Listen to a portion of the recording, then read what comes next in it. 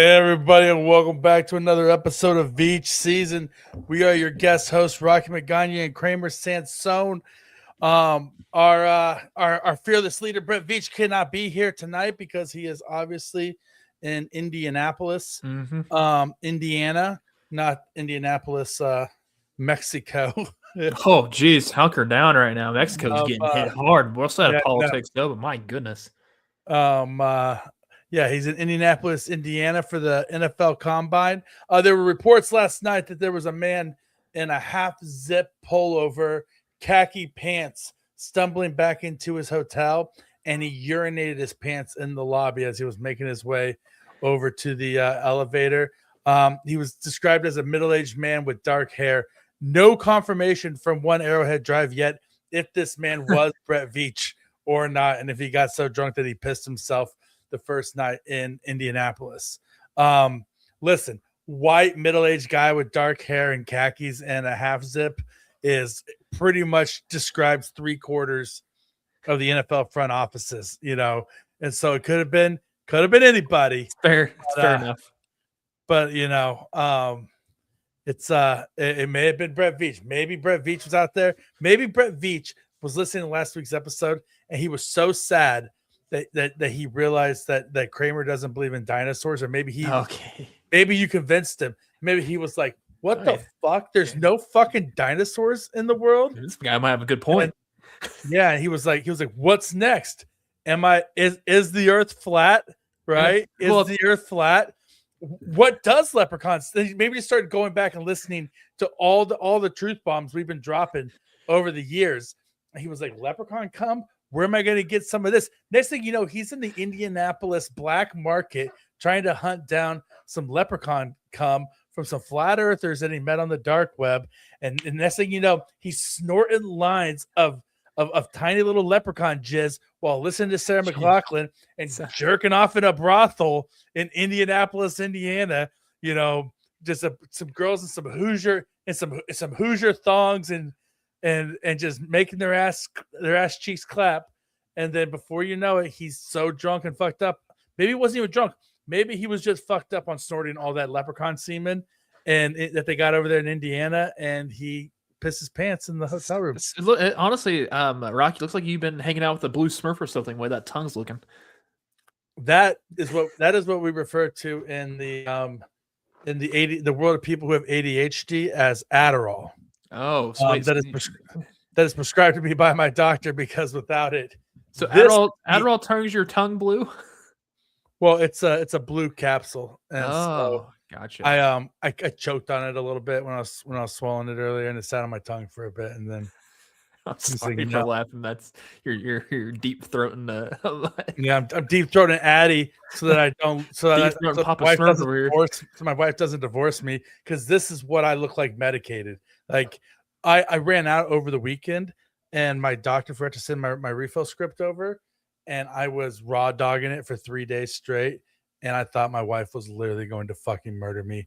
It felt like when you walk into like a trampoline bounce like those like trampoline parks that they have. You walk in on a Saturday afternoon and there's 75 fucking kids just bouncing every other direction, doing flips and smashing into each other. That was you?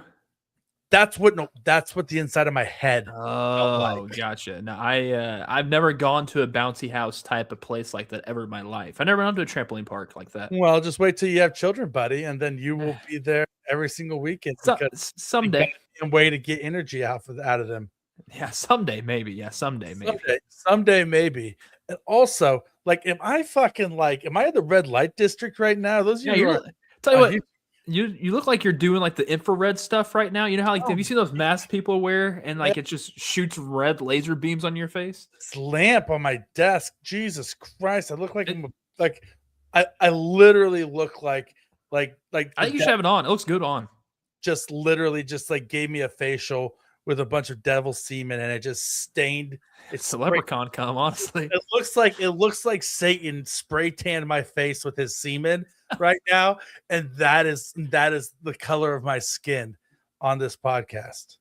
Looks good. Looks good to me. I mean, the Satan part doesn't look good on you, but you look great. I mean, listen, every devils need love too, Kramer.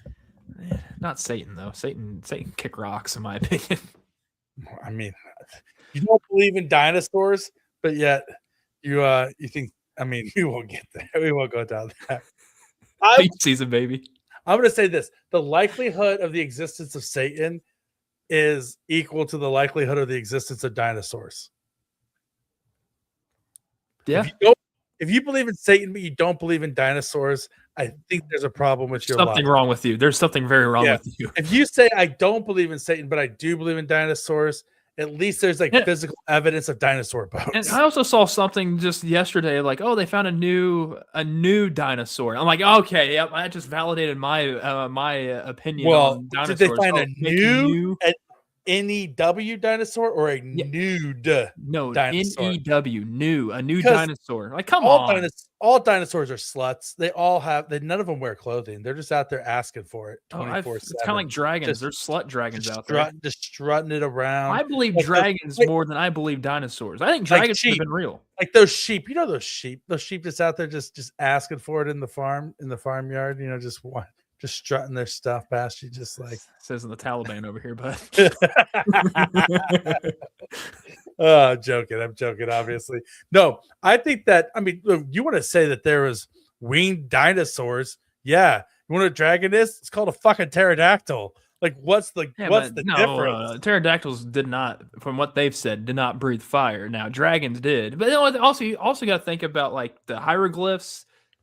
There's depictions of dragons. There's no depictions of dinosaurs. So it's like way before my time. I mean, there's literally. I mean, Mushu's in Mulan. I mean, Mushu's a tiny dragon. Listen, who knows that you say dinosaurs didn't breathe fire. How do you know? Were you there? From what I've been told and what I've read and stuff, I haven't seen a thing where there's fire breathing T-Rexes or anything. Do you trust the scholars or not? Because last week you were saying dinosaurs don't fucking exist, but now you're saying, based upon what I've read, dinosaurs didn't breathe fire. So do you believe that dinosaurs existed, but they didn't breathe fire? Or do you think that all scientists are liars? From what there's a lot of scientists that are liars. That's why there's called hypotheses. Are you gonna fucking start a cult, Kramer? If you are, sign me up. Hey, I am down. You catching what I'm throwing at the moment? I mean, I don't believe in you, but I've just always, I mean, I like all the things that I've done in my life. The one thing I haven't done is been a member of a cult yet. So I mean, no, I don't plan on starting one. If that's what you're trying to do, why not? You don't want to be rich? I don't want to like I guess steal people's money. So I feel like that's what a cult is they steal everyone's money. I'm a good guy. I'm not a bad guy. I'm not gonna have my own little island or anything like that. No, I'm just gonna have it's just me. You're not gonna have your own island, thank God. Okay, thanks Jeffrey. Be a crazy ass island, I'll tell you that right now. Yeah. No, but like that's the beauty of starting a cult, Kramer, is that you don't have to. It's kind of a cult. Yeah, it's definitely a cult. I mean, Craig is our number one convert. Honestly, over here. He thinks he got banned, and newsflash, people, we're starting our podcast later in the night now. 8:00's our start time now. Yeah, hopefully next week, Craig.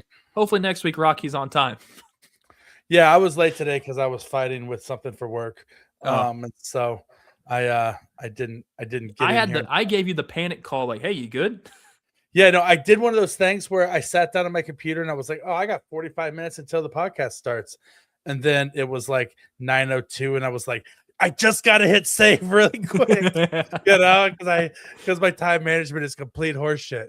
If you don't know, based upon, how this podcast goes on a weekly basis. But yeah, so Kramer, so you do but the beauty of starting a cult. Let's get back on track on what's really important here. The cult, it's the most important. Beach season cult. The beauty of starting a cult is that you get to define the rules of the cult, right? Like, so you get to tell your followers what you're doing. So you say you don't want to steal money from your followers. Then don't be a cult that steals money from your followers. Be a cult where your followers go out and steal money from bad people. Oh. And then bring it to you, and then you get bad people's money. So then they get to go to heaven when you guys all drink the Kool-Aid in 20 years. At some point, that Kool-Aid is real tasty, if you know what I mean. Yeah, but that's the beauty. Is it Coney? Is it the Coney that one guy back in 2012 when everyone was like all in the craze of the Coney 2012 and the hours of 2020? No, it wasn't 2020. Coney, no, look up Coney. Coney was a war criminal. But there was that was like the new cult coming in 2012 or something like that. No, like, the Coney 2012. My wife knows so much about it because she was like not invested into it. No, she was just more like intrigued. They were trying to get this war criminal put on trial, and so that's why the whole thing was the Coney 2012 was people tagging things across the country with Coney 2012 trying to bring attention to the fact that this guy was a war criminal who killed a bunch of people, and so they were trying to bring attention to the fact that this guy was walking free. As a political asylum, instead of being brought to trial. We're not even we're a little over 10 minutes into this, and this has just gone like way off the rails. Perfect. This is great. This is exactly how it's supposed to be. I wouldn't change it for the world. Amen, brother. But so you can also decide that you don't want your cult followers to die. You can just say that, hey, in 20 years we all just retire from the cult and go back about our lives, and I just keep the money, and you get to keep some money, and fuck the bad people. We need to convert Veach season to that. Let's do that. You and I start this. Well, I mean, we've already started this. Welcome to the Church of Veach season. You know what? I'm curious if Brett. This could be. This is like a topic we could discuss. I'm gonna say it right now. What did we rename this once Brett gets fired? If Brett gets fired, ever. Well, I mean, we'll have to cross that road when we get there. But I mean, whatever. But just thinking about it now, it's like, Brett better be here the entire time we do this podcast. Yeah, I mean, if it's not, we could just keep calling it Veach season, even if he's no longer here. I mean, like if John, if this had started when John Dorsey was GM, we called it Dorsey season or Dorsey days or whatever you want to call it. This actually sounds pretty good. We could still just keep calling it Dorsey days. Or Kramer, we just name it after our cult. And here's an idea for a cult. You ready? Yeah. I think I've said this on here before. If you're going to start a cult, you want to call it something that's like the Church of the Disciples or the Church. Oh, yeah. We have done this, yes. Right? Because disciples are followers, and you're the prophet, and they're gonna follow you, right? Because just disciples follow. Isn't that what Twitter's all about? 100%. That's what it's all about. Elon Musk is a cult leader. Let's be real. So nice shiny cars. Listen, you want to not talk politics for a second? I'll say this: all political parties are cults. Every political party is a cult. I'm the purple party, baby. Yeah, green party, baby. Just light it up. Me and Snoop Dogg passing around. Oh hell yeah! I'll get down. Yep. I'm the green party, baby. Let's go. Yeah. So if I'm talking about purple, I'm talking about that purple Urple. You know what I mean? Sir. So that's where I'm at. Okay. Moving on. So now that we've covered all of our bases on everything that's actually important for the week, it's time for my favorite time of every single podcast, Kramer. Yeah. And that's what's hot with Krame Dog. What is hot with Krame Dog? All right. The first question. I actually have a question for you. Do you watch the USFL? I think that's what the league name is called for that. The Spring Football League. You watch that? I do not.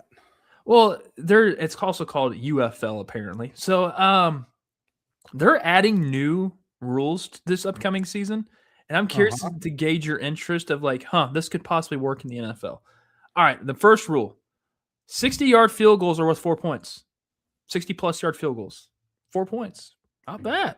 Not bad. Like it should be a point every 5 yards over 60 yards. Should be an extra point up. Ooh, even at 70, I can see Cam doing that. So 70 would be a 6-point field goal.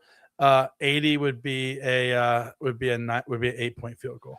Also, this is I'm ripping off of Avion Plumber on X right now. The second one, 1 foot and bounce catch. So they're doing the college catch, which is fuck that. I hate that. I don't like that either, especially. But it's also spring league. There's mostly college kids, anyways. Get some body control, kids. Third one, red zone penalties revert to half the distance to the goal. Oh, interesting there.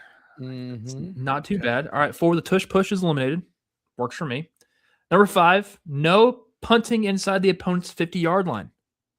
So you cross that 50-yard line, you go for it. I like that rule. I like that one. Yeah, go for that. Keep that. Yeah, that's awesome. Overtime is 3 alternating attempts per team from the 5-yard line.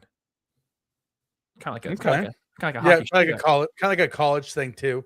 I've always thought that's the way it should be. Honestly, is that you should just sit there. And I always thought that the way it should be is that the defense should be on one side of the field, the offense should be on the other side of the field for each team, and you're each from the 5-yard line, and you do a play and see if you can stop them, and you just go back and forth, and both teams stay on the field the entire time until somebody stops and somebody scores. That'd be sick. All right, and lastly, the point after touchdown options. Option number 1, 1 point, kick from the 33-yard line. 2 points, ball on the 2-yard line. And 3 points, ball starts on the 8-yard line. I can get behind that. Especially at the 8. Dude, you know how many times, like, everyone's going to go, instead of for 2, they're going for 3. Like, there's no reason for you to go for 2 at the 2-yard line. I mean, it's handoff, boom, get in there. But I would throw the football anyways. And starting from the 8-yard line, that's money. You can find a lot of space inside the 10, and you starting at the 8, there's still a lot more space there. What if this? Here's a rule for you. This is a crazy rule. All right. What if anytime you get inside the red zone, the sticks immediately, you can either continue like you want, or you have the option to have it reset back to first down, but the ball gets pushed back to the 20-yard line and it's first and goal from the 20, but you get 5 downs. So 5 downs inside the 20, at the 20. At the 20. I don't know about that one. No first down. That's a no for me, dog. Yeah, it's fine. I was just thinking about it while you were talking. I was like, what other kind of bad shit things can we do to ruin football? I'm still in camp. I've been banging this drum for years that on kickoffs, if the kicker puts it through the uprights, it's 1 point. Like I think that's just that eliminate overtime every single time. Not where they're kicking off from now. Well, here's the thing. But if you miss, I mean, granted that miss is going to happen, then the opposing team would still start either at the 35 or the 40 or get them like more or closer up.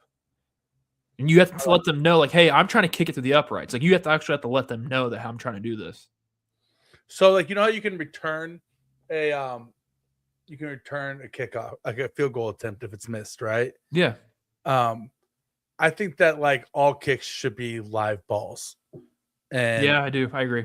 And so like if you don't recover the missed field goal and it's in bounds, then the offense can run down, recover it, and it's a touchdown.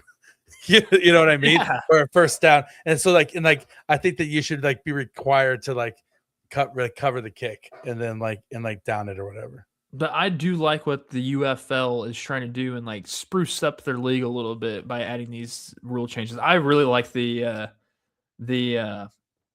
which one was it? The no punting inside the 50-yard line. That's a really good one. Like I'm a big kicker. Yeah, that's fun. But then again, if you're at the 50-yard line, you should be able to drill a field goal from there. That's just me. It's the day and age of the kicker. And there's a lot of lockdown kickers that can kick 50, 60, almost close to 70 plus. Yeah. I like that. I like that a lot. I like the long field goal, like the 3-point line essentially for the field goal. For 60 plus yards, you get 4 points. Yeah, you get 4 points for 60 plus yards. That's fun. I'm waiting for there to be a super kicker that's like the Steph Curry of kickers and all. Cam Little's already there. Yeah, just hammer them from like 60 yards out, just on the reg, like it's nothing, and then just sit there. Just anytime his team gets to within 60 yards on him, try to get a touchdown, they just kick a 60-yarder and get 4 points, and then he becomes the all-time leading scorer in USFL history. Well, UFL. Let's make sure. UFL. Sorry. Yeah. No, UFL. I honestly didn't know what it was called. I thought the XFL was supposed to be there, but apparently they're united with them. Oh, they all just. It's like an AFL NFL merger sort of thing, but very minor. Very, very, very minor. Much more of a minor situation. All the fellas that's not getting drafted that are there's some at the combine right now that will play in the UFL, but there's a lot that will there's gonna be a lot of college kids going. What I miss is NFL Europe, man. NFL Europe was cool. That was before my time. I didn't. It was essentially like the USFL. Warner was there. Yeah, they got to go play in like Scotland and shit, right? That's where Andrew Luck grew up. His dad was in NFL Europe. Yeah, was he a quarterback or a wide receiver? For the Scottish, he is a quarterback for the Scottish Claymores. What a cool fucking name too, right? That's yeah, and it also makes sense why the wrestler Drew McIntyre, he uses the Claymore and he is Scottish. Yeah, it's because it's a Scottish sword. Did not know that. So, yeah, it is. All right, well, that's what's hot with Krame Dog. Sure is. Oh, by the way, USA. Yeah. USA. Did you watch the game? And there's only one game that anybody should be talking about: USA hockey. USA versus fucking Canada. Dude, that was goddamn incredible. Maple drinkers.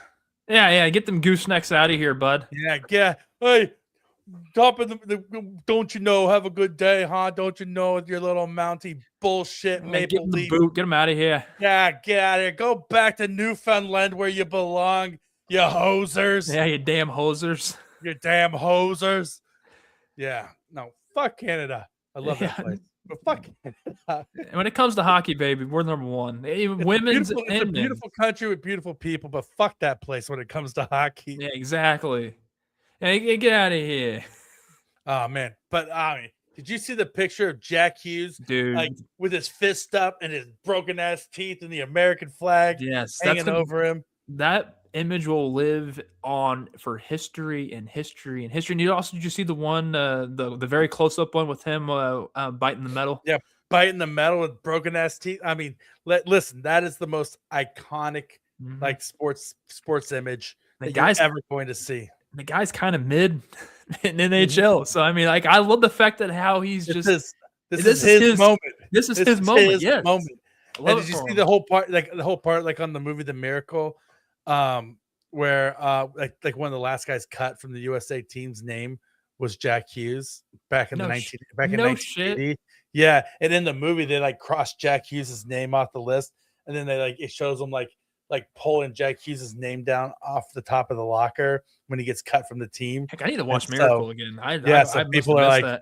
People are like, oh, Jack Hughes can't be stopped. He can only be delayed, And so, so that's pretty fucking cool. And his mom, Jack Hughes' mom, in Dallas. She grew up in Dallas. There was a news story ran on her in 1981 because she was a 12-year-old female hockey player playing on the boys team, and her dad was the coach. And like back in the day, she was like, I don't care if I'm out there fighting with the boys or whatever. Like, I just love hockey and I want to play in the NHL someday. And obviously she didn't play in the NHL someday, but she raised 3 children who do, and 2 of them are on Team USA, and 2 of them are gold medalists. Like, that's fucking crazy. Good genetics in that family for playing hockey. Well, his mom's a badass. So let's just be real. Yeah, mom is a badass. Usually all moms are badass. Yeah, I mean, usually, yes. Hellebuck just literally was like, Hellebuck didn't choke. Have you ever seen a performance like that by a goalie in any sport before? Like, that's the most like amazing, gutty, gritty, goddamn, go for the glory, will not choke, you shall not pass. I'm Gandalf, motherfucker. Moment by a goalie I've ever seen in my life.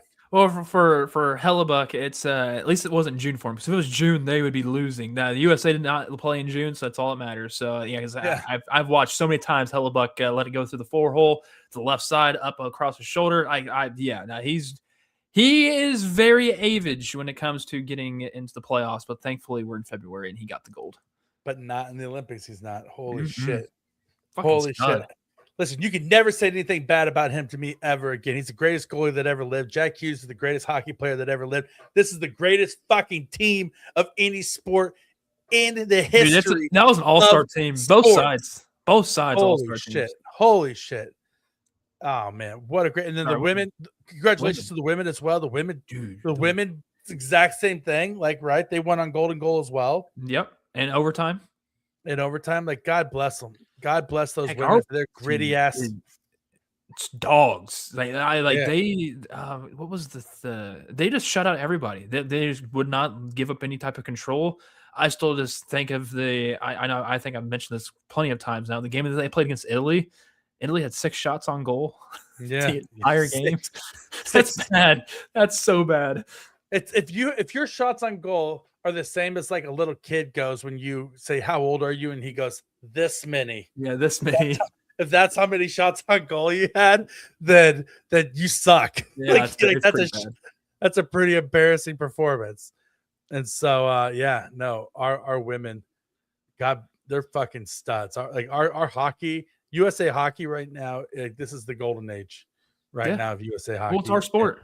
It's our sport now. It is our sport, and so it should be the golden age. Any sport that was created in the United States of America, we should dominate. American football, baseball, hockey, basketball, those should be our fucking sports. Amen to that, brother. Soccer. World Baseball Classic's coming up here soon. Oh, dude, go USA. Yeah. Go USA. Speaking of baseball, really quick, I saw an old Zach Greinke video.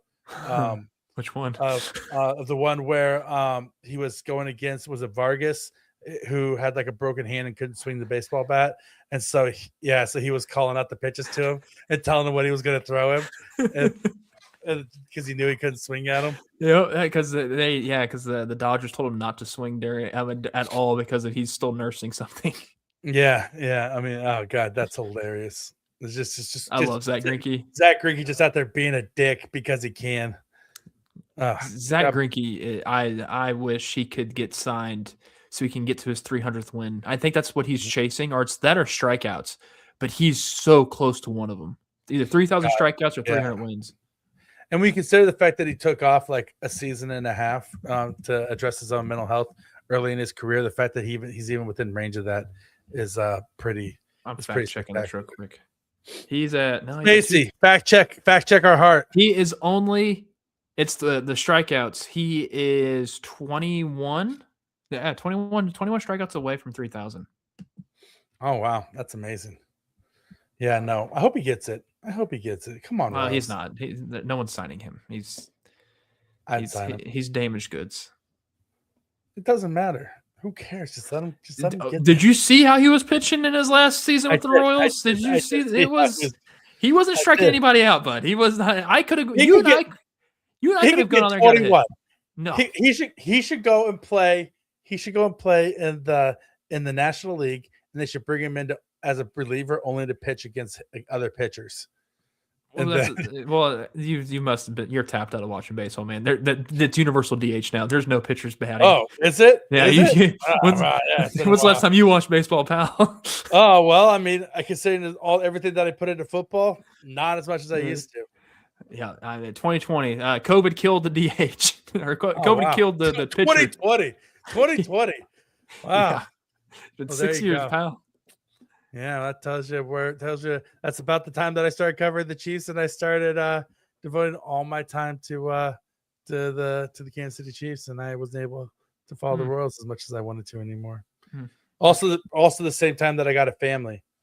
Oh, and that's very true. That's it all lines up. Kramer. Rocky hunkered down in a room with a female, and something's gonna happen. Yeah, listen, she said yes, and then 30 seconds later she was pregnant.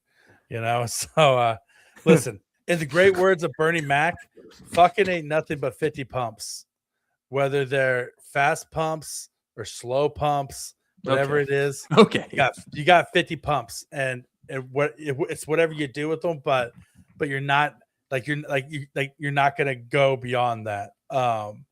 Anyway, so we had some people upset recently because we've been real dog shit when it comes to reading out the comments on this show. It's been a while. It's been a while. We've been going down rabbit holes like we've already have 30 minutes into this one.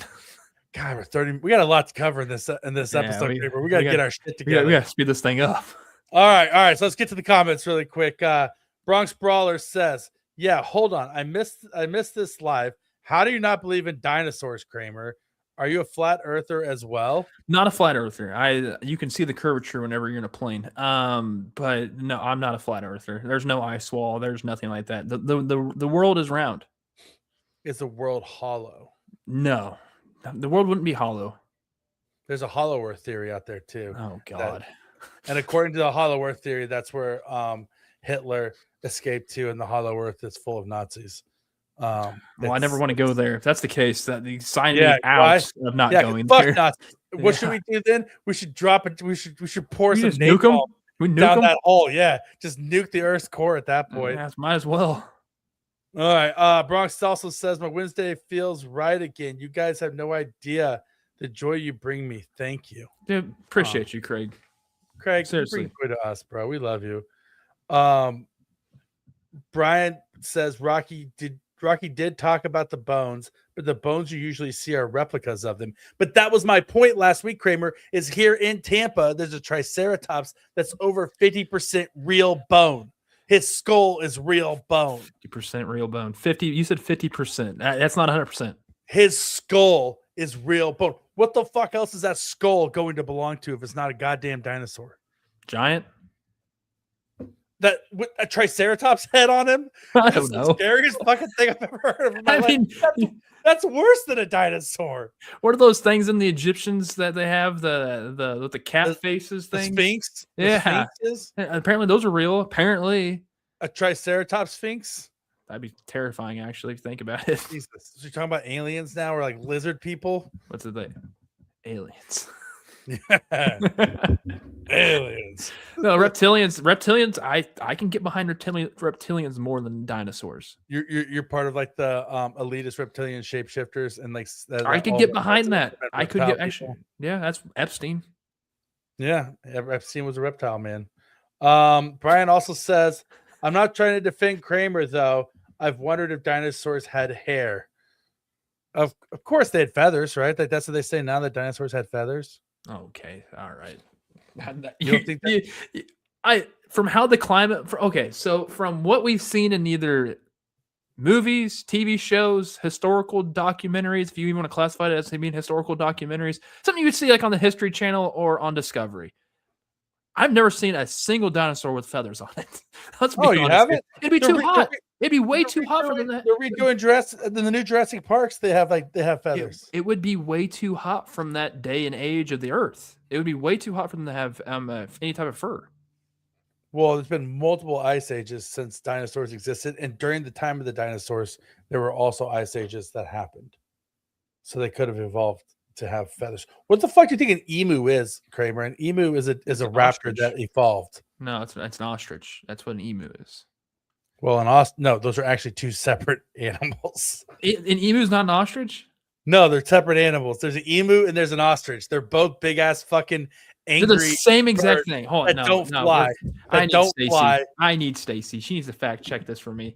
Let her fact check it. They're different animals. Emu ostriches.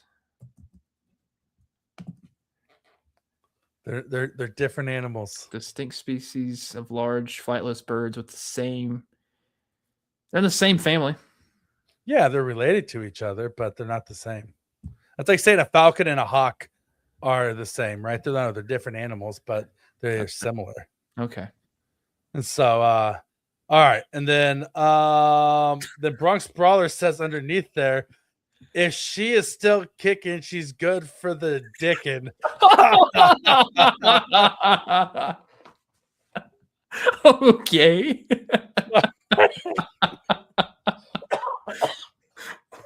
Oh man, oh my god, Bronx. You son of a bitch. And then underneath that, Kramer wrote, listen, once you iron out those wrinkles out, they all look 65 again. Wait, I said that? Yeah, I'm joking. Okay. I don't remember. I don't remember that. Honestly, I haven't even checked the comments at all in a minute. I feel bad for that, for not checking. And then Brian says, those polls on Arrowhead Pride prove you can still live in a niche. I don't listen to others because it's too boring. Oh. And then Brian said underneath that, damn, are we just not doing comments anymore? Oh, we're back, baby. We're back to the comments. We're back, baby. We're back in full effect. We are doing goddamn comments. I haven't checked Apple Podcasts yet, so I'll check that right now. Did you check YouTube by chance? I'm checking that right now as well. But typically, I actually love it that we do this live stuff because more and more people can actually chime in throughout the show. Yeah, 100%. Hold on, I gotta go to live. Go scroll down. There's us. I believe that's us. Is that us? Yeah, that's us. No comment there on that last week's video. There's no comment on the one with Binkley on it with us. So yeah, no, nothing on YouTube right now. Honestly, let's get some likes on the YouTube video at least. Yeah, we want that. Just something. We'll read it out. Tease us a little bit, Yeah, just give us something. All right, time to talk Chiefs because this is actually a really important week for Chiefs football and for what we allegedly do here, which with this being a draft podcast. So big news coming out of Chiefs Kingdom. The Chiefs freed up close to around $9 million of salary cap space by cutting Mike Dana.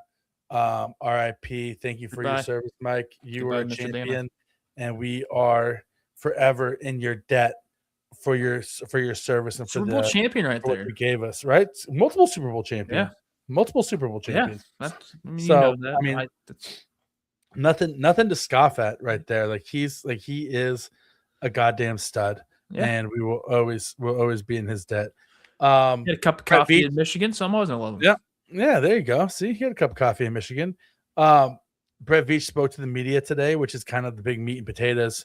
Oh, don't forget, Mahomes' contract was restructured by the time. Sorry. Yeah, that's a bigger one. That's huge. That is a big. Yeah. So the Chiefs restructured Mahomes' contract, freeing up about $40 million of cap space. So now they're only about $8 million over the cap when it's all said and done after Mike Dana and Patrick Mahomes. But they still have a lot of things they can do. They can move on from Jawan Taylor, which will free up $20 million of cap space. They could convert Trey Smith's contract, and they could also convert Chris Jones's if they wanted to. And that would honestly give them around $40 million of cap space. But at that point, that money just gets kicked down the road. For Trey Smith, you feel pretty good about it because he's a young enough player. But with Chris Jones, you don't want to be stuck paying him $50 million a season for the last 2 years of his contract when he's age 33 and 34. But you kind of have to. That's a lot of dead cap money. It's a lot of dead cap money. Well, they're not going to cut him, but if you convert the money, the $40 million this year, you're basically spreading $20 million extra of adding $20 million to each of his next 2 years, as opposed to just carrying it this year. And so you don't. So it helps you out this year, but it kind of really screw you in the future. Exactly. That's what I was getting at. Plus, he's old. His production's already decreased. Excuse me. It's a bad contract. Yeah. So I mean, Trey. I'm more okay with converting Trey Smith's money. But you can just get rid of Jawan Taylor. You can buy. What I'm saying. So you get rid of Jawan Taylor, that gives you $20 million. So you're like at $12 million over the cap. It's going to take $12 million just to sign your rookies, your rookie draft class. So if you want to play in free agency at all, there's additional moves that have to happen on top of this. 100%. And so converting Trey Smith's contract is probably your best lever that you can pull at this point. You can do some other small things too, like move on from Drew Tranquill, but like Brett Veach said today to the media, he was like, people mentioned moving on from Drew Tranquill. He's like, but Drew Tranquill was a starting linebacker for us last year, and we already don't have Leo Chenal. He's currently a free agent as well. So it's like, yeah, we could move on from Drew Tranquill, but then we just have 2 holes to fill instead of 1, right? And so I would get rid of Drew Tranquill to get Leo Chenal back and just put Leo Chenal in the Drew Tranquill role, just let him have the keys. That's the best way to do it. Easier said than done. It also depends on what you think a guy's market's going to be, right? Like Brett Veach alluded to it a little bit. He was like, "Hey, I was actually the reason." Like they asked why he chose now to cut Mike Dana, and he was basically like, "We were just like he was in my office and we were talking, and I just happened to see him, and I was like, since you're here, might as well give you as much leeway as you can to find a new home." Because we love you so much, but you're not in our future. You're not in our future plans. You show up to work just to hang out, see some people, and you get called in the office. We're letting you go. The office. Yeah, we're letting you go. I felt that before, except for it was a more worse experience than that. But good for Mike Dana. Yeah. So hopefully he finds a new home rather quickly. He will. But the other thing is that Brett Veach alluded to was that he was like, "Listen, we're staying in contact, and that I can't imagine there's going to be a huge market for Mike Dana at this point in his career. And if some will pay, if it comes, if they don't, if it comes, close to spring training, he hasn't signed anywhere, and there's nobody knocking down his door. Like, I could see him coming back on a vet minimum contract. He seems like a New York Jet or a Miami Dolphin. That's where I'm thinking he's going to go. Yeah, possibly, or Cleveland Brown. He could be a Cleveland Brown. Brown's already got too many edge rushers there. Yeah, but you can never have too many edge rushers, and they have tons of cash at the moment. It's true. Just don't go to. I just don't want the Raiders to sign him. The Raiders don't need him. Sign him. Sign him. Nope. Yeah. So Mike Dana, RIP. While Brett Veach was also talking, he said that his number one priority in the offseason right now is re-signing Trent McDuffie. Crazy. Is extending Trent McDuffie, and then he's supposed to be meeting with Trent McDuffie tomorrow morning. By the time this podcast comes out tomorrow morning, on Spotify and stuff, he'll have already met with Trent McDuffie. He said an 8 a.m. appointment with Trent McDuffie in the morning. So it's 8 a.m. Central Time. And so, I mean, I don't think he says that unless he really feels like there's a good chance of the Chiefs extending him, unless it's Snoop Dogg season and there's smoke everywhere. Or this is old Brett Veach trying to play the game and saying we're going to extend Trent McDuffie to see if there's anybody out there who's going to be willing to try to trade for him. Right. I'm still shocked that the Kansas City Chiefs, this would be like a new thing for him. Sorry, my cat's just getting in the way. You need to stop, bud. They don't really typically extend, resign, that whatever the right terminology is for that. They're drafted cornerbacks ever. They're just, it's just like, if they do it, they're going to start a new precedent, and then we can get behind like, oh yeah, we need to make sure you keep on these corners. We've seen so many turn and burn throughout this entire time with the Kansas City Chiefs, and maybe this would be the first one under Brett that if he does want to retain Trent McDuffie, he's going to get it done. And if he wants to do that, I mean, he sets his mind out to it. He'll just pull from his money tree in his backyard, like, yeah, I'll free some money up for you. Don't worry about it. I'll shake that down. Well, and I mean, counterpoint, it could be, Trent McDuffie is currently I think it's a $13 million cap hit right now, and so you could lower his cap hit while also extending him and backloading the contract, and free up some space that way.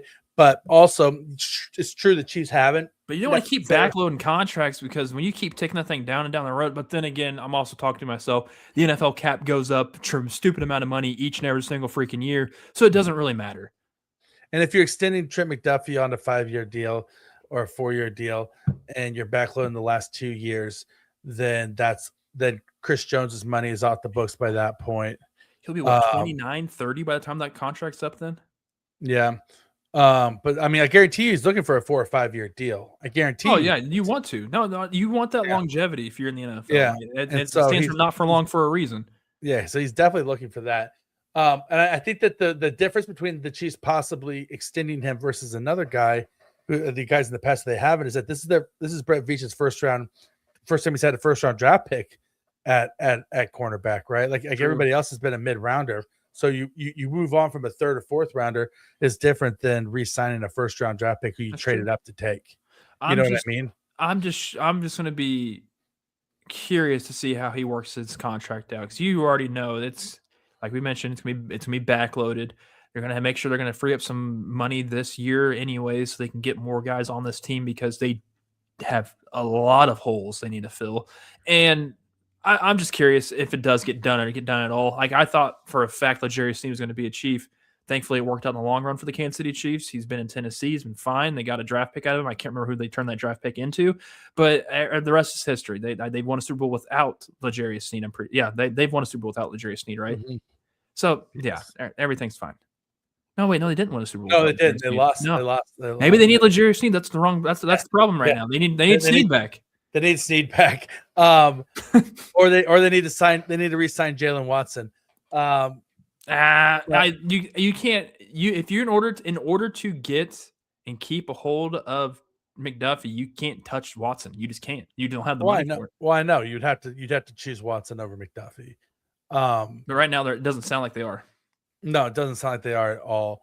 I think Jalen Watson's about to get paid by. Yeah, somebody. He is. The thing to watch with the McDuffie contract is is actual guaranteed dollars versus reported dollars. True. Because everybody likes to say, oh, this is the highest paid cornerback in NFL history, but there could be $30 million on that contract that he's never going to sniff. Right through, like so it could weird. be I'd be pissed. It could be an incentive, like if you get 10 interceptions in a season, well, he ain't getting that. Yeah, right. You know, like barely get one. Yeah, and so, but yeah, so that means so McDuffie is something to keep your eye on, keep your ear to the grindstone to follow the pulse on. Also, interesting thing that came out of the Veach presser is that he said the Veach files. The Veach files. He said that that he is in communication with Kelsey, and that it seems like he would love him. Obviously, he says the Chiefs would love to have him back, and that he feels like the deal's probably going to get done there as well. Which we how soon? Because wouldn't you want a deal to get done like pretty much ASAP? Because once if nothing's happened, like say Travis is not on the team past April or May 1st, Travis Kelce's still a free agent, and you did not get a tight end at all in the draft. You did not go for signing anybody. I mean, you're going to have to sign somebody. Are you in panic mode at this point in time? Like, there's no tight end on this team. I think it's kind of like last year where he was kind of deciding as well. Like there was all these public things saying like the Chiefs gave Travis Kelce a deadline and blah blah blah. Like, I don't think the Chiefs gave Travis Kelce a deadline, but I think they were probably honest with him and said like take all the time you need to make a decision, but we need you to make a decision before the draft. Yeah, no, I get that. I mean, no, I get that, but I can also see Travis milking this out for what it's worth on his podcast. And which, as he should capitalize on that each and every single second. And he should have his decision on his podcast. And he'd be like, yeah, I'm signing a contract right now. Pulls up a piece of paper. You see it, not actually showing the actual contract itself and just signing a piece of paper. That's what Travis should do. But I'm also in the land of wrestling, so that's just what I would do. That being said, when has Travis ever done that? I mean, like do that. He would. He does. He's signed multiple contracts even since he's had the podcast, and he's always just kind of done it quietly, and then he talks about it after the fact. No, but this is the time for it's like, yeah, this is my final year. Yeah, we're running it back one more year and just hype it up that way. Like have a little hype. Yeah, I mean, segment on a show. I think that's great. I mean, that's what Jason Kelce did for his final year. He had a little tequila tasting with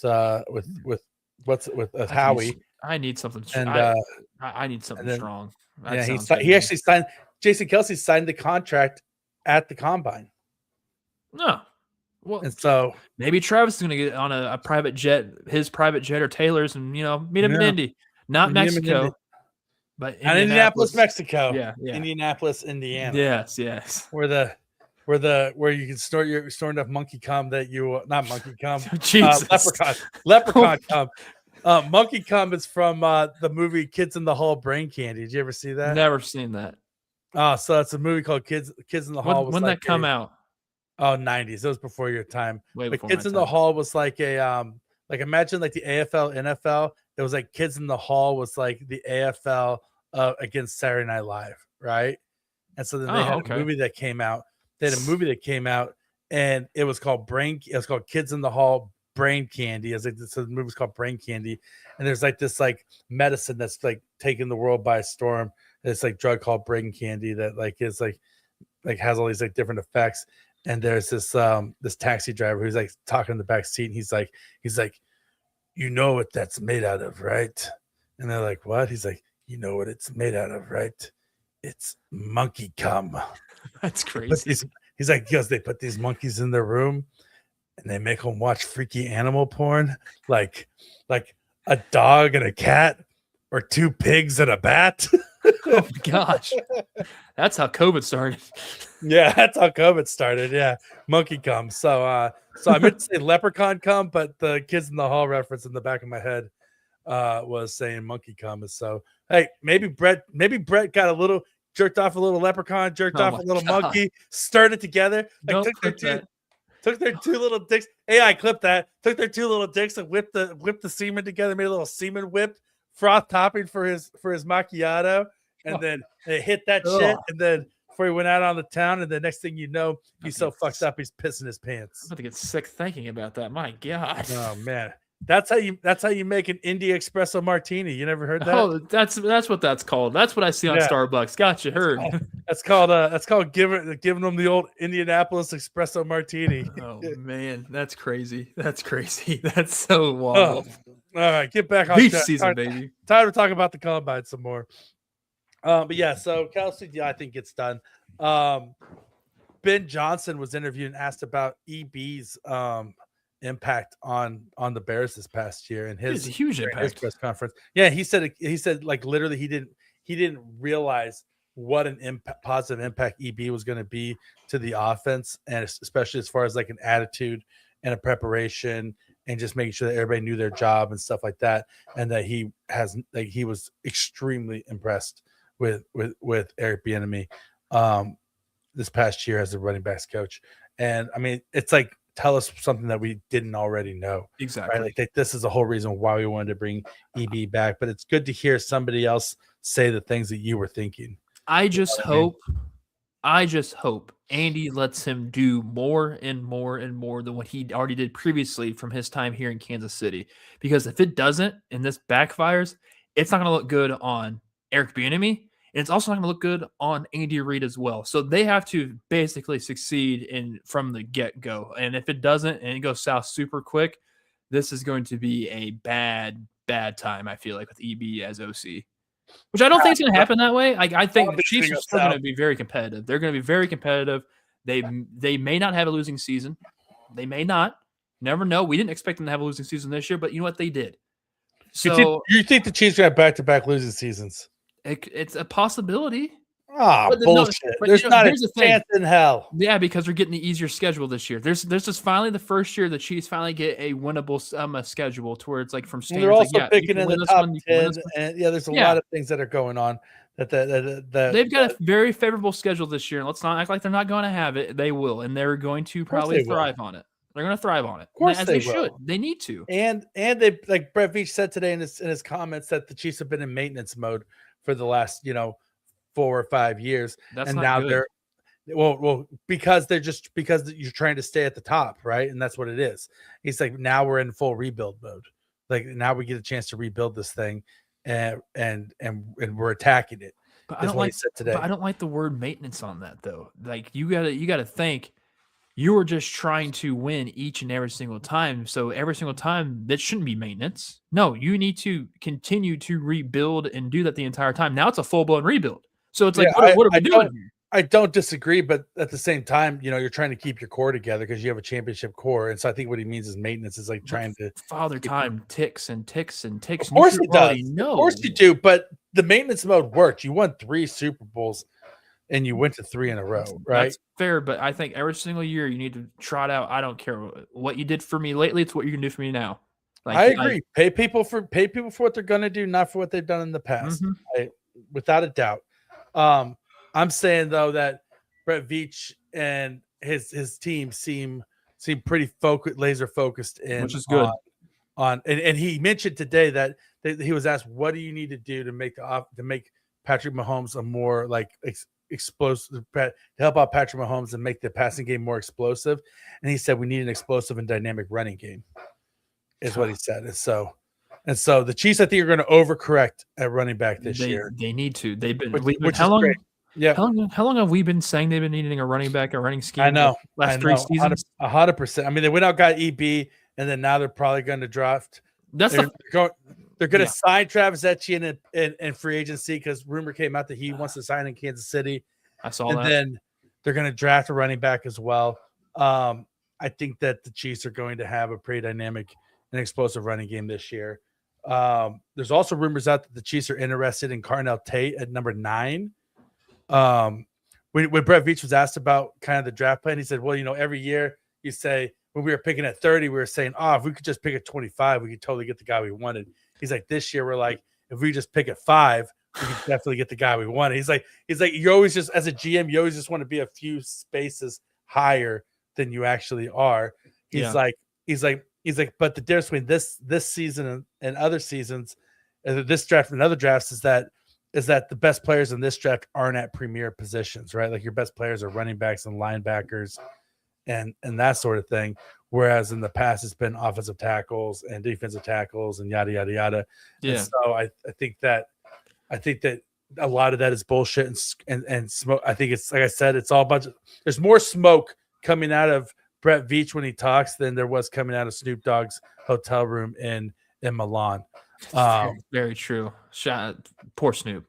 So Brett Veach sits here and says like, oh well, I guess we're gonna have to target the best players available, and those best players are probably gonna be running back and linebacker. Watch him turn around and go after defensive tackles in the draft and in free agency. You know what I mean? Like, I mean, like he's not going to abandon his belief that he needs to build through the trenches first either, you know, and we know that the Chiefs need pass rushers. Oh, so take anything that Brett Veach says, take with a grain of salt. The one thing we do know about Brett Veach is that his philosophy is that in free agency is to patch all the holes he can ahead of the draft so that his hand isn't forced and he can take the best player available that he has on his board at that point in time. Like that's definitely a philosophy that he believes in. Yeah, I'm just curious where this all goes, because he could be saying this like, hey, well, we're gonna reassess the running back thing. It may not happen. Like when I see it, I will believe it. That's where I'm gonna stay at right there.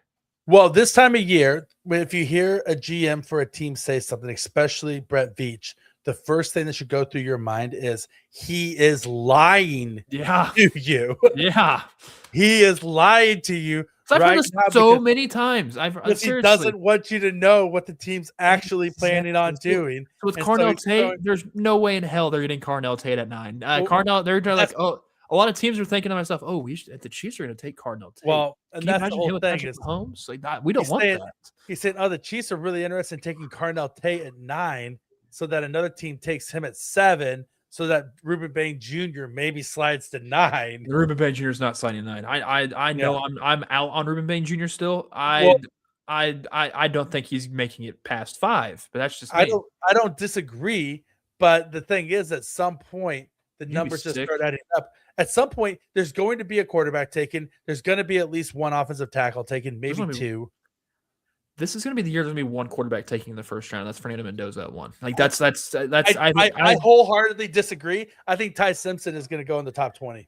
Oh my gosh, dude! If someone takes Ty Simpson in the top 20, that's ridiculous. Like that's sad, actually. I mean, it's going to happen. Somebody's taking Ty Simpson in the first round, and I think he's going to go in the top 20. I think he's actually going to look really good at the combine. And the fact that Fernando Mendoza is too big of a pussy to throw at the combine is bullshit. Why isn't he throwing? Why isn't he throwing?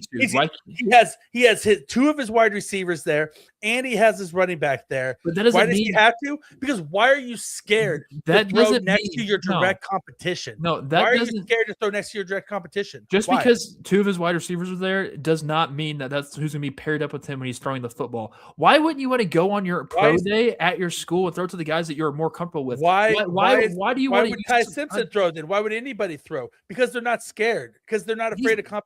They're not clearly Fernando Mendoza isn't scared. He won the national title. He was not to be compared side by side with a lesser competition. If you're the best quarterback, then go out there and be the best quarterback. He doesn't have to prove it. He's already proved himself. He took Indiana to an undefeated season. They won the national title. And what does Ty Simpson have to do? He wanted to go back to school and make $6 million in NIL. Guess who's not giving him $6 million in NIL? The colleges, because they already know that he's a bust and he's not a good quarterback in college football. Ty Simpson's going to be dog shit in the NFL. We already know this. If the Raiders said, Fernando Mendoza, we're not going to draft you first overall if you don't throw at the combine, his ass would be out there throwing. The fact of the matter is that you're playing scared. You are playing scared. You're saying I have nothing to gain. You're saying I'm not going to throw at the combine because I want to throw at my pro day where everything's comfortable to me and everything's lined up and I'm throwing to my guys and it's super comfortable for me. It's all about why you don't have exact timing with the wide receivers that are already there. You might overthrow them. Nobody does. Nobody does. Every quarterback is in the same position. Save the throws. I'm not worried about it. Save the throws. It's every quarterback at the combine in the exact same position. Is it the exact same playing field for every single quarterback at the combine? Yeah, but there's nothing for. So then why are you afraid of looking bad in comparison to the other guys? Underwear there? Olympics. I hate the combine. If I'm being honest, I hate the combine. It doesn't make sense to me why they want to. Why are you playing scared? Why are you playing scared? You know what they should do? Then put everybody in pads out there and do all the stuff that way. That's what they need to be doing. Sure, play a full game. I don't give a shit. That's not the Fernando Mendoza, you're cool, dude. You do not need to be playing or throwing at the combine. You just don't need to. There's been plenty of other quarterbacks who have had great careers in the NFL that didn't play. They didn't throw in the whatever it is in the combine. There's plenty of them. You mean Caleb Williams and Bryce Young? They've looked great, haven't they? I mean, they have. How many Super Bowls have they been to? None. Not yet. Exactly. I mean, if Caleb Williams, Patrick Mahomes threw at the combine, Josh Allen threw at the combine, Lamar Jackson threw at the combine. Okay. Fucking Brock Purdy threw at the combine. Brock Purdy's been to twice as many Super Bowls as any of those guys, as any of the guys who skipped. What I'm saying is, you do not need to throw at this. This is voluntary. You don't. You do. No, it's voluntary because agents started telling players it was voluntary. If teams started saying this shit isn't voluntary, this is the job interview. This is your job interview for the job that you want to have. And if you want to play for my team, my job interview would be a fucking job interview. Show, you know what? All right, I'll just submit the highlight tape from what I did in this playoffs. That's all you need to do, and I'll let that do the talk rather than me throwing in this damn thing. Here's the simple truth about that is that what you did in college is against lesser competition. You could be a champion in college and not amount to shit in the NFL. Rocky, there's no competition at this damn thing. Fernando Mendoza's the guy. There's literally no competition. The competition is you're side by side with the other guys who are all interviewing for the exact same job as you are. Listen, I bet you anything Mendoza would be throwing at the combine if Dante Moore was there. There would be no question about that. There's not another good quarterback that's not named Fernando Mendoza at the combine right now. So then what is he scared of? Nothing. He doesn't need to do anything. Just give him the tape from the national title game. Show off the ring. Show up. Give him the trophies. Like, hey, I won this. Like, you see, what a shitty attitude to have as a leader. I can't wait for him to become the Raiders quarterback.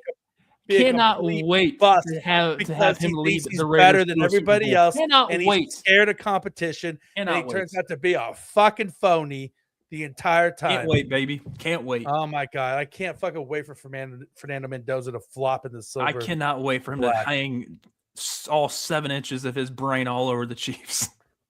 I hope that he trips and falls and his 7 inches of brain comes out like Chris Jones's did in the 40-yard dash. That's why, like, you don't need to be wearing underwear during this. Like, come on now. We don't need to be seeing the junk in the front, you know? All right. Before we get out of here, what are 3 things you're looking for at the combine this week? Well, clearly it's not Fernando Mendoza throwing the football. I mean, is there going to be a guy that is going to break Xavier Worthy's speed time? Because I mean, and also if that does happen, he's going to be better than Xavier Worthy. Because I mean, Xavier Worthy can't create separation. That's just here or there. I know. I love watching the linemen move. Their agilities. I'm going to be looking at that very closely because the Raiders need an offensive line to save themselves. And also, can there also be a tackle here that the Chiefs might draft later in the rounds, and it might show out that way, like so I can get a better gauge in who's who. And lastly, running backs. Like, I want to see the running backs do the agilities, watch them run the 40-yard times. I want to see where Emmett Johnson places on that. He thinks he's not the fastest guy in the world, but he still is very quick off the jump. And I'm curious to see how he goes in this little stance to get going. But yeah, no, that's what I'm looking forward to. Yeah, those are all great things. I think that for me, a lot of ambiguous stuff there. Yeah, there's some certain measurables I want to see. Like, I want to see where David Bailey comes in at. I want to see our wingspan. We need one of these. I want to see the wingspan on some of the offensive tackles. I want to see where Keldrick Folk weighs in at because I don't think he's 285. What do you think is that? Over under? I think he's at 265. I think he's leaned out. Well, no, I think that's what he played at. I think they were lying about his weight all season. Because I mean, if I'm him, I'm putting on pounds right now. I think here's the deal: if he shows up and he's 285, I bet he doesn't run the 40. You shouldn't if you're 285. You don't need to run the 40. Well, that's what I'm saying. But defensive linemen run the 40 at 285 all the time. That's true. You know what I mean? Yeah. But if he's bulked up and he doesn't run that, I think that I'm out on Folk. If he shows up and he's 285 and he doesn't run the 40, that tells me that he bulked up to weigh in and he's going to shed weight and then try to run a 40 at his pro day to make himself look good. Which is also why I don't like guys not participating in the combine. I want to see everybody at the exact same time, side by side, and I want to know what their true numbers and what their true times are. Makai Lemon is doing all the drills, and I think that's awesome and he does have something to prove because he has a chance to leapfrog Jordan Tyson and Carnell Tate as the wide receiver 1 in this class if he shows out. It's true. You saw Troy Franklin a few years ago. Troy Franklin knew he was going to run a dog shit 40, and he still went out and ran the 40 and did every single drill, and it hurt his draft stock. But you see that the guy's actually is a dog, and he's a good wide receiver, and he had a great year this past year in his sophomore season because I think he's just a good football player. I want to see the running backs, and I want to see the defensive linemen. I want to see not just the top end running backs like Jadarian Price and that sort of thing, but I want to see my guys like my sleepers, like my dude Eli Heidenreich from Navy. Dude, Heidenreich, fucking stud. I can see him. I think he might be a wide receiver. He might be a running back. He might be both. He might be both. He looks like Wes Welker in CMC's body, and I'm excited for it. I really am. I want to see some of the smaller pass rushers and see how they come in, like in Nadami Tucker from Western Michigan.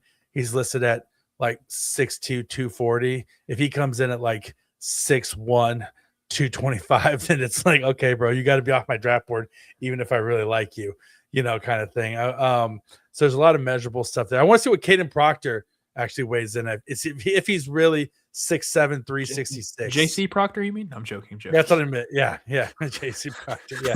Well, JC Proctor. Yep. JC Proctor's at 6'7", 366 now. There's a lot of stuff I want to see. I want to see some of the mid-round wide receivers. I want to see Caden McDonald in action because if the Chiefs trade back, I love him as a late to mid first round target for them. I want to see my guys that I like Derek Moore and stuff in action and see. Love Derek Moore. See what they have. His tape looks very good, by the way. It does. Well, yeah, and Zion Young from Missouri's tape looks very good. Oh my gosh, yes. That's awesome. He had a great season. He had a very underrated season. Yeah, I would love to see him. The Chiefs land him at 40. I want to see under the radar guys like Caden Curry, who led Ohio State's defense with 11 sacks last year, but is currently projected as a late day 3 pick. And he's 6'4", 260, had 11 sacks, but they're like, oh well, they're all effort sacks. Hey, and I'm speaking of Ohio State, is Arvell Reese staying at 2? What? Could Arvell Reese drop to 9? Well, that's what I'm saying is if Bain and Bailey and Tate and Mendoza, and then one offensive lineman go before the top 5. That's 5 right there. So then you really just need 3 other guys to go before Reese. Well, I think once one wide receiver goes, we're going to see a trickle down effect. Well, I had been thinking Arvell Reese could drop to 9. I really think that could happen. He definitely could. And if he does, I think the Chiefs run. You need to grab him immediately. You run it up there. I think that Makai Lemon could crack the top 8. If teams do not like Jordan Tyson's medicals, then Makai Lemon, I think, is a top 10 pick in this draft because there's enough teams that are wide receiver needy. I agree. He's by far the third best, or maybe even the second. He might even be better than Jordan Tyson as far as depending on what you're looking for. And so, I mean, there's a lot of things to figure out here. There are some mid-round tackles I really like. I like Brian Parker out of Duke. I think he's a nice mid to late round tackle prospect to be a nice swing tackle. He's a bit of a mauler. I like his attitude. Jennings Dunker, obviously, I love at right tackle. One guy I want to see how he tests. I want to see how Gabe Jacas runs because he looks slow as shit on tape. But he had 12 sacks last year, and he's 6'6", 270, right? So he's like a big ass dude. But like I don't know if he has the speed to stay on the outside in the NFL and be productive. So if he runs a nice 40 and then still weighs in with some nice strength and is in good shape, then maybe he could be a guy you definitely target in like the second or third round as well. And so there's just so many guys. There's a lot of defensive linemen and linebackers. I mean, Jacob Rodriguez, you can go on all day with the linebackers. Josiah Trotter. There's just, I mean, AJ Halsey at safety, he's a stud. Dylan Thieneman. There's on the defensive side of the ball. There are dogs. There are so many dogs on the defensive side. Why is it so bleak on the offensive side? It seems like there's just no one that just gravitates to me and screams to me like, "Hey, yeah, no, this is Jeremiah Love, great, yeah, Cornell Tate, great." And like there's a gap. There's a gap. Yeah, there's a gap. There's a gap. Denzel Boston is a guy who I think is going to be a better pro than he was in college because his college quarterback this past year wasn't the best. Mid. Yeah, he's mid, and I like Denzel Boston's measurables, and I like the fact that he had 70% contested catch rate. He's got strong hands. He's very natural in and out of his breaks. Looks a lot like Roma Dunze. And I'm still a big fan of Trey Lance's brother. Bryce Lance. Yeah, Bryce Lance I think he's going to be an absolute stud in the NFL. I don't know why I do. He's just my guy. Like I don't know why. He just scores touchdowns. He's a touchdown. He's a ball hawk. He's great. I don't know if he's gonna be at the combine. I hope he is. I haven't. He is.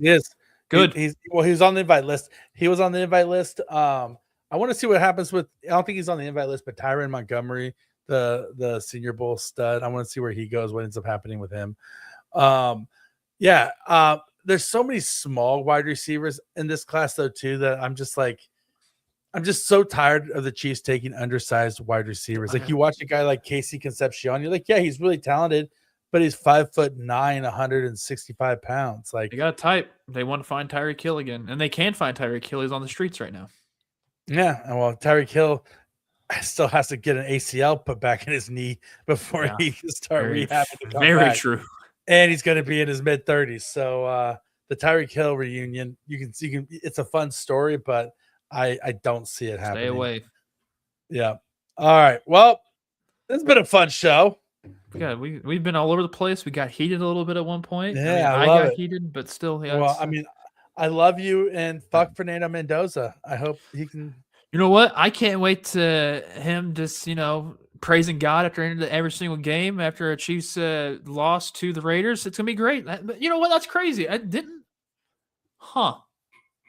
Get used to it. The last time the Chiefs beat the Raiders was early in 2026, and they haven't beat the Raiders in 2027 at all. Interesting. We're 2026 right now. We're still in 2026. So, yeah, it's been a long work day. I'll tell you that right now, Rocky. Raiders are still undefeated against the Chiefs in 2026. Let's go. I hope that Fernando Mendoza falls into a life of sin and gets addicted to Indianapolis espresso martinis and becomes addicted to the monkey cum and leprechaun cum semen mix, and that he gets everybody on your roster addicted to it, and everybody's just in the locker room fiending. What if that's a new steroid and they just get like jacked for it, and that's like, all right, let's run that's through what a I'm brick wall thinking. for Like this. if I was gonna do something like that, it'd definitely be like Gorilla Jizz. Like I would just give me like a cup full of Gorilla Jizz before I go out on the football field. And like for instance, like taurine, right? Like Red Bull, like one of the ingredients. I've heard about that. It's just synthetic bull jizz. People drink that. Yeah, because like the original taurine, like it's from like Toro the bull, it was bull semen. Back in the day. I've never had an energy drink since the 7th grade. But have you had bull semen? Oh, he pled the fifth, everybody. All right. Thank you, everybody. Have a great day. We love you guys. Be good to each other. We'll see each other soon.